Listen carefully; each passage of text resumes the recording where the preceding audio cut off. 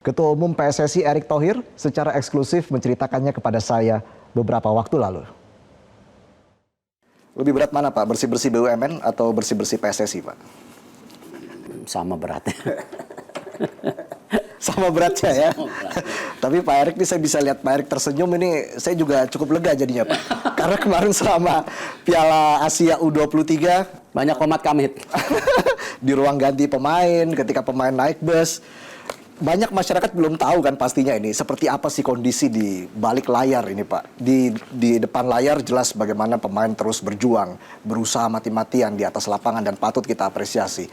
Tapi di balik layar itu tekanannya seperti apa sih Pak? Ya, mereka ini kan manusia dan mereka juga bayangkan mereka itu 1,5 bulan, 1 bulan lebih, mohon maaf, meninggalkan keluarga, lebaran enggak. Ya, untuk training dan mengibarkan merah putih, kira-kira gitu kan. Dan pasti ada kelelahan secara fisik dan mental. Ya, kita sebagai pemimpin ya mesti hadir ke sana sebagai bapak yang bisa menjaga mereka pada saat-saat mereka jatuh. Bukan hanya saat-saat senang, juga saat-saat jatuh kita harus di sana. Dan inilah yang saya yakinkan mereka ketika game pertama dengan Qatar kalah, waktu itu saya bilang oke, game ini ada, tapi ada 2 game lagi yang bisa menentukan. Dan terbukti mereka juga bisa berhasil. Lalu nah itu, maaf saya potong Pak, itu bounce back-nya gimana Pak? Ini kan ya mereka sendiri yang mau kan, karena emang kita kan sebagai PSSI menyiapkan program di mana apa? Selain fisik, mental yang kita harus lakukan. Mental kan salah satunya ketika habis juara SEA Games mereka kita tandingkan dengan waktu itu Argentina yang mungkin buat mereka yang generasi muda ini Argentina juara dunia kita lawan, iya nggak? Tapi kalah 2-0 gitu, walaupun nggak ada Messi gitu kan. Tapi banyak pelajaran dari situ. Tapi kan itu mental yang saya bisa main ternyata, ya kan gitu loh. Nah, hal-hal ini yang kita dorong selain tentu fisik ya. Dan kita terbukti ketika selesai bermain dengan Korea, ya anak-anak itu habis total. Ya fisik, mental habis, makanya ketika lawan Uzbekistan cukup tertekan, tidak permainan terbaik, apalagi ada gol yang dianulir. Ya itu sesuatu yang mungkin juga membuat mereka down gitu. Jadi keputusan wasit juga membuat down para pemain. Ya saya kecewa, tapi gini, kalau kita selalu komplain mengenai wasit, kapan kita jadi pemain bagus? Itu yang saya bilang ke mereka. Ya main aja. Oke, Pak Erick, jadi kalau kita lihat juga Anda menyaksikan pertandingan timnas di tribun, sempat tegang sekali wajah Anda saat itu ya Pak, tekanannya sangat besar Pak. Tapi saat itu apakah memang Anda masih menyimpan keyakinan hingga saat ini sebenarnya Indonesia bisa lolos ke final? Ya kalau yakin ya harus yakin, namanya juga target ya kita harus capai. Urusan nggak berhasil karena satu hal ya itu sesuatu yang, tapi jangan sampai ketika kita punya mimpi, punya target, wah pasti nggak berhasil, nggak boleh begitu. Ternyata juga kemarin kan game-game kita melawan Irak, lawan Guinea adalah game yang saya rasa kita sudah memberikan yang terbaik, tapi ya ada beberapa keputusan kontroversial yang ya begitulah sepak bola gitu. Tapi jangan kembali, jangan gara-gara itu ya kita secara tim ya hancur gitu. Jadi setiap main nanti waduh wasit gimana, nggak perlu dipikirin itu, yang harus main lagi dinamika bola. Kata-kata apa lagi tuh Pak yang bisa membuat motivasi para pemain sepertinya kok tidak habis fisiknya begitu Pak ketika menghadapi Korea Selatan ya, khususnya bagaimana saat itu dipertanyakan juga profesionalisme seorang pelatih Sintayong yang akhirnya menyingkirkan negaranya sendiri dari Olimpiade. Saya rasa kembali kan yang saya kasih lihat bagaimana saya terus menjaga profesionalisme saya. Ya ketika banyak juga mendapat tekanan, oh Coach Sintayong gimana? Saya bilang loh, saya percaya sama Coach Sintayong, jangan pernah pertanyakan saya nggak percaya. Tetapi sebagai ketua PSSI yang profesional ya kita harus punya target. Dan ketika Coach Sintayong mencapai target ya selesai, nggak perlu dipertanyakan lagi gitu. Memang dia bagus, ya. Dan tim kita juga generasi emas yang sedang bagus. Jadi ini benar-benar harus benar-benar dipupuk, dijaga, jangan sampai generasi emas kita rusak gitu.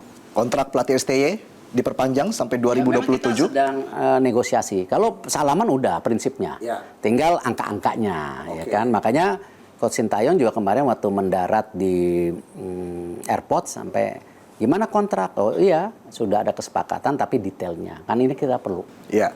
Dan kemarin juga dalam kondisi sedang pertandingan kita over kontak, saya rasa nggak etis lah. Kan kok kaget juga bisa. Ya. Tapi kalau angkanya cocok, kalau angkanya nggak cocok salah kita.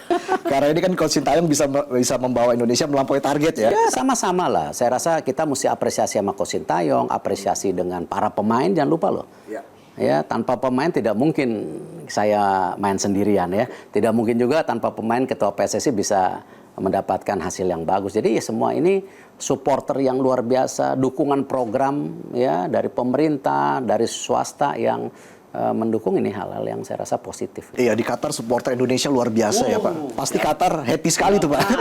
Saya supporter Indonesia di Qatar mah salut. Pernah nggak sih Pak ada permintaan dari Coach Sintayong yang sulit dipenuhi oleh PSSI? Ya banyak. Banyak. Kan kembali gini, selama hasilnya bagus, ya kita harus menghargain. Ya, dan saya juga akan give the best that I can atau semua support saya untuk coach dan pemain selama memang kita punya komitmen sama-sama memberikan yang terbaik gitu. Kemarin waktu ke Vietnam kan kita charter pesawat. Ya. Nah, sempat digosipin katanya ada pengusaha, enggak, itu PSSI charter pesawat. Kenapa?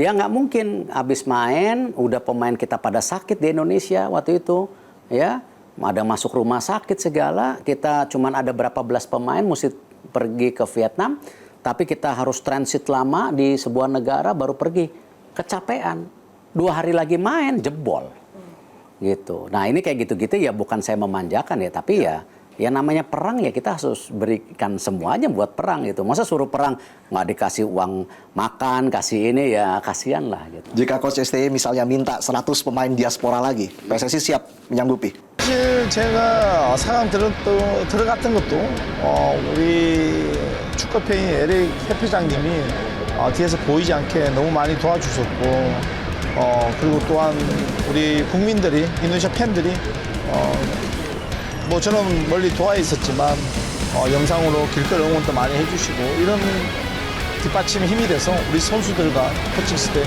모두가 한마음 한뜻이 돼서 도전했던 부분이 우리가 4강까지 올라갔다. 우리 선수들만 잘했으면 절대 좋은 성적 낼 수 없습니다. PSI나 우리 에릭 회장님이 뒤에서 워낙 많은 힘을 보태주고 있어서 앞으로 우리 인도네시아 축구는 훨씬 더 많이 발전하고 앞으로 더 좋은 성적을 낼 것이다. 저는 그렇게 믿고 있습니다. Apakah Ketua PSSI akan mengabulkan keinginan Coach Sintayong jika ingin menambah 100 pemain diaspora lagi? Berikut kami hadirkan kembali wawancara dengan Ketua Umum PSSI, Erick Thohir. Jika Coach STY misalnya minta 100 pemain diaspora lagi, PSSI siap menyanggupi? Tidak bisa melihat terkotomi pemain diaspora atau apa. Saya selalu bilang, Indonesia perlu 150 pemain. Ya. 2 kali 11 di tim senior, 3 kali 11 di tim U22, 4 kali 11 di U20, dan 5 kali 11 di U17. 150 ini menjadi tadi roda, mesin, yang silih berganti. Kenapa? Dari 5 kali 11 yang U17 bukan berarti 55 pemain langsung masuk tim senior, mungkin 10, mungkin 5, yang lainnya gagal gitu lah. Artinya apa? Database 150 ini harus terpenuhi. Dari mana? Dari grassroots, dari Liga Indonesia, termasuk dari pemain-pemain kita yang di luar negeri gitu. Nah, itu yang kita harus lakukan. Tapi bagaimana Anda bisa menjamin bahwa pengembangan prestasi timnas ini akan paralel dengan perbaikan kualitas liga dalam negeri? Tahun ini saya perbaikin timnas. Habis ini liga. Oke. Grassroots kan udah mulai jalan gitu. Nah, ya memang ini nggak bisa hanya bergantung. Ya kalau kita lihat nama-nama besar di tim nasional negara lain. Saya kalau tidak saya lupa namanya. Italia aja strikernya itu dari turunan Argentina sekarang. Ya, belum lagi kalau di Liga Inggris, ya. Banyak sekali pemain Afrika sekarang jadi tim nasional Inggris. Ya, di Jerman ada Musiala. Ya, kalau kita lihat dulu ada Ozil, ya, Musiala pemain mudanya, Ozil ininya. Ya, itu dinamika yang terjadi karena si bola ini memang global games. Jadi mereka juga visinya global si FIFA. Nah, aturannya sangat lentur. Bapak, ibu, atau nenek kakek orang Indonesia gitu kan, dia bisa menjadi warga negara atau bermain 5 tahun di Liga Indonesia. PSSI sudah menaturalisasi lebih dari 40 pemain sebelumnya. Ya, tetapi masa PSSI hari ini kita menginginkan pemain yang dinaturalisasi ada turunan Indonesia. Itu kebijakan sama tapi berbeda policy aja. Baik, target selanjutnya apa Pak? Kualifikasi Piala Dunia, Juni ini kita lawan Irak, lawan Filipina. Kita menargetkan 1 kemenangan dari salah satu gamenya supaya kita bisa masuk ke kualifikasi round 3. Di mana di round 3 itu nanti ada 18 negara, ranking 18 negara dibagi 3 grup, ranking 1-2 tiap grup itu langsung qualified. Ya maunya di situ. Tapi kalau enggak ya playoff lagi ada 2,5. Oke, jadi setidaknya kita optimis kita bisa lolos ke fase berikutnya ya Pak? Kita harus siapin timnya. Makanya nanti ada pemanggilan FIFA Matchday itu tanggal berapa kita akan manggil awal lagi. Karena memang kita ini bukan tim Eropa yang pemainnya semua bintang sudah main di klubnya dikumpulin bisa langsung main. Banyak pemain kita pun yang ada di Liga Indonesia ataupun di liga-liga luar negeri mereka bukan pemain utama. Ada juga pemain cadangan, jadi dia perlu waktu untuk konsolidasi gitu. Ya memang ada seperti Rido di Liga Indonesia pemain utama. Iya. Ada Tom Hey, ya kan itu di Liga Belanda. Waktu bermainnya lebih banyak. Ya tapi ada juga yang masih cadangan, jadi itu yang perlu konsolidasi saya rasa. Anda optimis kita bisa lolos ke Olimpiade 2028? Ya harus dimulai dari hari ini itu. Harus dimulai dari hari. Ya karena itu kita mempersiapkan tim U17 dan U20-nya sekarang. U20 kita sekarang sudah training, kita kemarin sudah lawan Thailand, lawan Uzbekistan, lawan Cina. Bahkan nanti di bulan Juni tim kita akan bertanding di sebuah turnamen yang cukup baik gitu di Eropa. Kita nanti satu pool dengan Jepang, Italia, Panama, dan Ukraine. Tim U20 kita. Yang nggak tahu hasilnya berapa, tapi kan yang penting sudah mulai di... Nah U17 kita... FIFA yang namanya World Cup U17 udah tiap tahun sekarang. Ya. Artinya kalau kita tidak menyiapkan tim dan berkaca untuk masuk U17 World Cup tiap tahun, negara lain masuk, ya kita ketinggalan lagi. Jadi Olimpiadenya juga berat gitu. Baik. Nah hal-hal seperti ini yang saya rasa yang namanya membangun itu perlu komitmen jangka menengah dan panjang, tidak hanya short term. Anda mengatakan siap membangun sepak bola putri dari nol Pak. Ini mulai dari mana? Wah pusing. Kenapa Pak? Ya sama. Bangun dulu tim nasionalnya U17. Ya kemarin sudah TC. Ya lalu sekarang break. Nanti ada TC lagi tim senior putri yang akan tanding friendly match lawan Singapura tanggal 28. Terus akan ke Bahrain untuk uji coba juga. Ya ini dulu. Nah grassroots-nya sekarang ada pengusaha yang bantu. Ya dengan sebuah produk susu. Dia membangun U12, U10 di 8 kota di Jawa. Nah ini terima kasih sama pengusaha ya. Nah kalau ini berjalan 2-3 tahun baru liganya ada. Kita bikin liganya dari mana talent poolnya? Kalau dari grassroots doang nggak layak tonton, siapa yang mau nonton TV?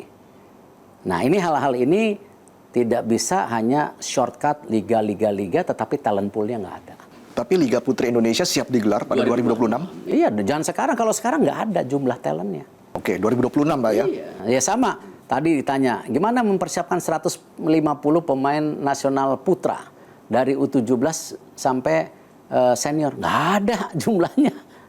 Ayo, kita lihat aja. Coba, Coach Sintayong di U23. Berapa pemain yang main? Jumlah pemain talent poolnya nggak cukup dan harus sama rata.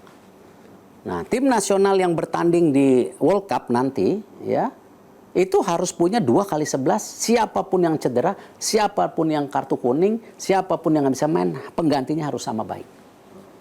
Harus merata. Ya, kalau mau lolos World Cup begitu, kalau nggak, aduh. Punya skuad yang mendalam ya Pak ya? Iya.